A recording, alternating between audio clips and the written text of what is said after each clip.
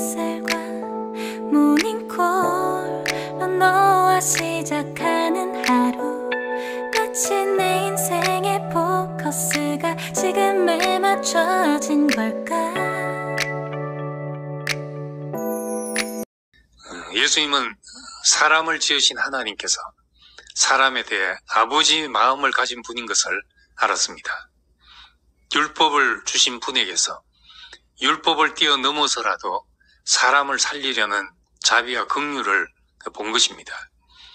아버지의 모든 말은 아들을 위한 것이었구나 라고 알게 됩니다. 사람이 보여야 하나님 마음도 보입니다. 사람이 보이지 않으면 종교적 열정이 무자비한 괴물같이 될 수 있습니다. 하나님의 말씀이 계명으로 굳어지게 되는 겁니다. 사람이 보일 때 하나님의 마음도 거기서 살아나서 구약을 관통하는 하나님의 마음, 헤세드를 발견할 것이고, 신약에서 말하는 사랑과 긍휼을 발견하게 됩니다. 하나님을 위하고 하나님의 일을 한다고 하면서 사람을 억압하고 무거운 짐을 지우고 하나님의 이름으로, 진리라는 이름으로 사람을 죽이기까지 하고 폭력까지 정당화된다면 우리는 처음으로 돌아가 그 시작이 누구를 위한 것이며 무엇을 위한 것인지 다시 생각해야 할 것입니다. 고대 신본주의가 왕의 권위와 영화를 위해 백성을 도구로 삼는 데 이용되었듯이 오늘날도 하나님을 위한 헌신이 교회 지도자의 성공을 위한 도구가 되어 있는 것이 아닌지 생각해 볼 일입니다.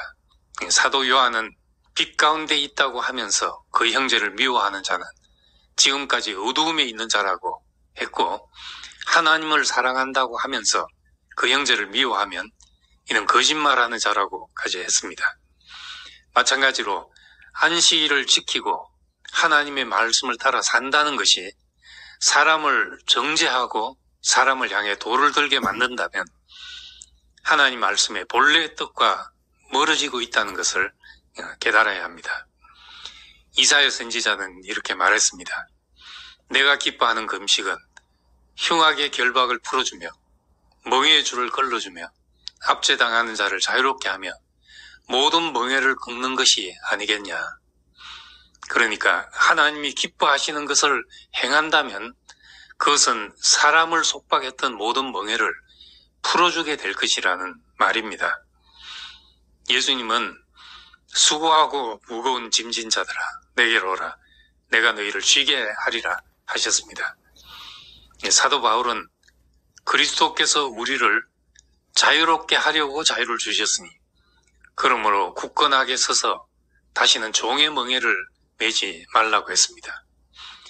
안식이라는 것은 쉬라는 명령입니다. 그런데 쉬라는 명령 때문에 이것을 지키느라고 더 무거운 멍에를 매게 되었던 것입니다. 그러므로 참으로 하나님의 안식이 있는 곳이라면 그것은 안식일을 지키라는 율법의 짐을 지우는 것이 아니라 무거운 짐을 벗게 하고 쉼을 주는 곳일 것입니다. 참으로 하나님의 말씀이 실현되는 곳은 어떤 법이나 오름이나 추구하는 목표보다 사람이 더 소중히 여김받는 곳이 될 것입니다. 우리의 일생 산 결과 우리 곁에 사람이 남으면 성공이고 다른 것이 다 있다 할지라도 우리에게 사람이 남지 않으면 그것은 실패일 수밖에 없습니다. 안식일을 주신 것이 사람을 위해 주신 것이다. 이 말이 우리에게 깊이 새겨지기를 원합니다.